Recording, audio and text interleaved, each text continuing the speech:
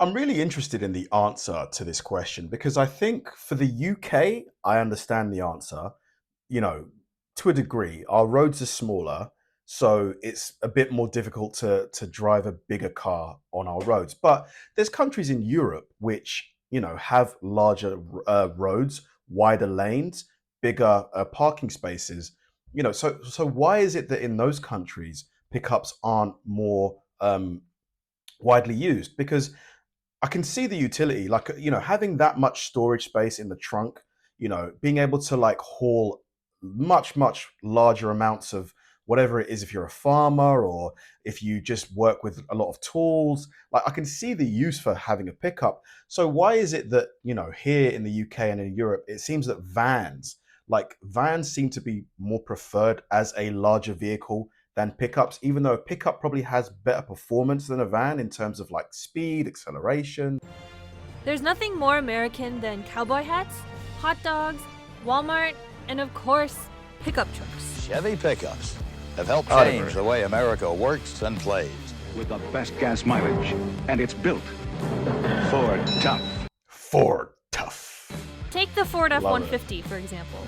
It's America's best-selling vehicle and has been for 42 consecutive years. Wow. Of course, So every year for the last 42 years, no car in America has sold more than an F-150. That's insane. That's pretty impressive. across the pond, things are different. The best-selling cars are typically small hatchbacks like the Volkswagen Golf. Yeah. In fact, you'll rarely ever see a citizen of Denmark driving a pickup truck. So, how did America fall in love with the pickup? And why didn't Europe? Let's take a look. Let's go. In 1915, Chevrolet manufactured the Model 490, which was aptly named after the vehicle's listing price, $490. But these vehicles came with one downside. They were sold with only the frames. So customers had to purchase the body, bed, and cab separately. What? So you didn't, you couldn't buy the whole car as one piece? I mean, in terms of like the original $490 price? And mostly from independent companies for an additional $100 plus. Wow. The all-American pickup truck began to pick up momentum among the Really? general public with the burgeoning automotive industry after World War I. American industrialist Henry Ford first noticed the pickup trucks used by the US military during the war, and he predicted there to be a market for something similar among the American working class. So he ramped up production on factory-built trucks like the Ford Model T Runabout, which, unlike its predecessor, included a pickup bed. Due to this early success, Ford released its new line of pickup trucks in 1948. I love the look of this one here. It's just so old school. The F-Series. The F-Series encompasses both light-duty and heavy-duty trucks. With the continuous success of the F-Series, other car companies began to pick up on America's growing call for pickups. The Chevrolet CK, now known as the Silverado, was introduced in 1975, and the first generation of the Dodge Ram in 1980. And over time, they got bigger and bigger. But Europe was not taking part in this pickup truck boom. A smaller market for pickup trucks existed, but even that consisted of more compact Japanese models. For example, in the first half of 2017, 80,300 pickups were sold across Europe. Wow. Compare that number to the pickup market in the US, where during the same period, over 200,000 mid-sized pickups. That's insane. So the whole of Europe bought less than half of the amount of pickups that the US bought in a year. And over 1 million full-size pickups were sold. Whoa. So why hasn't the pickup gained steam in Europe? Well, first, let's get the easy answer out of the way. Gas prices across Europe are more than twice as high as prices in the United States. Yeah, that's a fair As of point. this year, in the US, the average price of a gallon of gas is $2.40. In countries like France and Italy, average prices can reach as high as $6.08 per gallon. Yeah, man. Honestly, when I went to the States, most recently in Texas, I could not believe how cheap the petrol was, the gasoline, as you guys call it. It's like ridiculous. Like, it was so much cheaper. I feel like we pay more than 3 times the price, actually, to be honest with you. We pay, as of right now, £1.50 a litre. There's just over 4 liters in a gallon. So that's like, let's say £6.50 per gallon, which is about $9. $9 a gallon we pay. Yeah. Most of the most popular pickup trucks in America have large fuel tank capacities, so this would set back European car owners a sizable amount of money a year just for gas. For They sure. do use more than say a conventional van or car, just because their aerodynamics are great. They're heavy as well, so yes, you do end up using more fuel. Take a look at the Ford F-150. Its tank can hold up to 36 gallons at a time. Wow. On average, a driver in Europe would have to pay around $180 per tank fill for the F-150. But fuel per se is not a major problem, but it will be in the future when commercial vehicles have to reach tougher CO2 targets, meaning that they have to be more fuel efficient. And there's no way you're going to be able to do that easily in a pickup truck, because they're pretty simple things, So if you start adding a load of hybrid or electric technology in there, it's going to push the prices up to the point where people Can't afford it. anymore. If you followed even anything about French politics, for instance, the last, let's say, year and a half, you've seen probably something about the yellow vest protests. What about electric pickup trucks? Are they gathering any kind of momentum in the States? Because gasoline is so cheap, I would imagine electricity is probably really cheap as well, at least relative to the UK. So I imagine charging your electric pickup would be probably cheaper than filling it up on gas. I wonder if the sales are going up at all for like because I think there's an electric F-150, isn't there? Happening around cities and countries. And that was actually started because of the raising of the gas tax.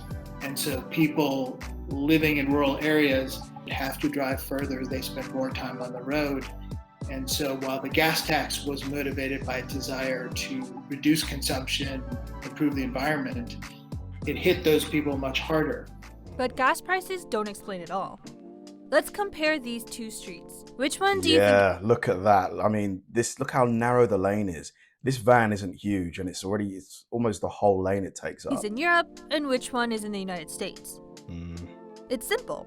Many urban European streets are thin, and pickup trucks are usually wide. Yeah. With the rear view mirrors, the Ford F-150 measures a little over 6 feet tall and about 8 feet wide. Wow. These measurements are considerably larger than most European vehicles. Take Europe's best-selling car, the Volkswagen Golf, which is 1.5 feet smaller in both directions. Wow. Now, the US interstate highway system calls for standard 12-foot wide lanes. Dude, parking this in the average UK car park would be a nightmare, honestly. If you can do that, I would be so impressed, because that means you're one hell of a driver. In Or just really good at parking. Europe, while road measurements do vary from country to country, the minimum widths can range anywhere from 8.2 feet to 10.7 feet. So driving one of these pickup trucks in an 8.2-foot lane would definitely come with its own set of challenges. Some of the urban road systems go back to medieval times, where they're very tight, very narrow, and it's very difficult to maneuver a pickup truck. Sometimes, it's doable, and people will do it, but it takes a certain type of person to be confident, and most people just aren't just confident enough to drive one of these easily. I'm telling you, it would be scary. Some of the country lanes here are so narrow. They were built for like horse and carriages. I don't think you could get an F-150 through some of the country lanes here. I just don't think it's possible. Another reason why the pickup truck is not as popular in Europe comes down to taxes. Before consumers can start driving their truck around, they first have to go through an extensive and, more often than not, expensive customs clearance process. Right. The initial import. step in the process involves paying an import tax and duty. Out of all the different types of vehicles, pickup trucks have the heaviest import duties. Depending on its cargo loading size, the duty can cost anywhere from 22%. So if the pickup's 50 grand, you got to pay an additional an additional 12k roughly. to 22% of the cost it took to import it. Along with this additional expense, Consumers are also responsible for paying an import tax or value-added tax that ranges from 19 to 22% depending on the country. Generally, the total added expenditure of the import It's like double the car. tax and duty will be around a third of the purchase price of the pickup. And once these are paid, multiple forms and documents are then required for processing. These documents are filed in order to officially register the vehicle within the country. So this part of customs clearance can take a significant amount of time to complete. Lastly, and money. the cultural significance of the Wow, look at this. This reminds me of like Monster Jam. pickup truck in America doesn't have the same effect on consumers in parts of Europe. The pickup truck is sort of connected to almost this, I won't say cowboy image, but this sort of very almost Western, independent, rugged individual persona. Through its appearances in films and commercials, the pickup truck has become an icon of the rugged American outdoors. This particular aesthetic doesn't resonate to that extent with the large population in Europe. Although many people in Europe love the outdoors, they don't not necessarily wanting to present themselves in the car they drive and the vehicle they drive as this sort of hunt and shoot and fishing type in the same way that perhaps they do in the States. Also, we don't tow in this quite the same way. Despite all of these reasons, the pickup truck has seen some spurts of growing popularity in recent I will say though, like it was so much fun in Texas, right? Driving around in that Dodge Ram, you were so high up, like you could just see so much. Like the visibility was amazing, although the suspension was really stiff. years. According to data gathered by JATO Dynamics, sales for the midsize pickup in Europe increased by 19% in the first half of 2017. This can be credited to changes in government regulations. European countries started to enact stricter fuel economy laws and emission standards that caused the market for the traditional body-on-frame SUVs like the Land Rover Defender to dwindle. These SUVs were primarily used to haul large cargo like trailers and boats, and now that they were discontinued, European customers had to look elsewhere for such work. Crossovers? Forget it. Their small displacement engines wouldn't be able to provide enough torque needed to tow heavy equipment. And thus enters the mid-sized pickup truck, most notably the Ford Ranger. With the exception of the Ranger, there still is little American presence in the European truck market. Instead, European automakers began to build. I do like the look of the Ranger though. It looks really nimble. Like it's still got the pickup truck aesthetic, but it's a bit more petite, a bit more maneuverable in the UK at least, or it should be. Their own versions of the all-American vehicle. They formed alliances with Japanese companies to build pickup trucks based on existing models. There are cars like the Mercedes-Benz X-Class and the Renault Alaskan, to name a few, which were both built upon the skeletons of the Nissan Navara. Unfortunately, this market has been seeing little success to continue production, so manufacturers like Mercedes-Benz expect to cancel their pickup truck lines within 2020. The Wow. Ranger has done well off the back of that. So that's about as American as it gets, the fact that the Ford is the number one leading brand. The American pickup that has defined a generation of the country's working class and its outdoor adventure-seeking families may just continue to struggle to see progress across Europe. I will say, like, over the last few years, I see, maybe a pickup truck once every 3 months, once every 3-4 months here in the UK. And before it was like never. So they're starting to trickle in. Like I'm starting to see them more. So maybe in future, the amount will go higher and higher.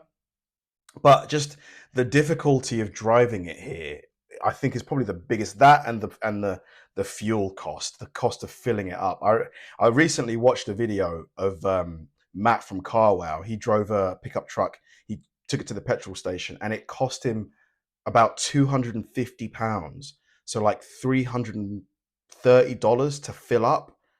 Like that's a lot of money, man. Can you imagine? Like if you drive that thing a lot and you got to fill it up every week, that's £1,000 a month. $1,500 a month to fill up your car. That's a lot of money. Thanks for watching, guys. If you enjoyed the video, please like and subscribe, and I'll see you in the next one.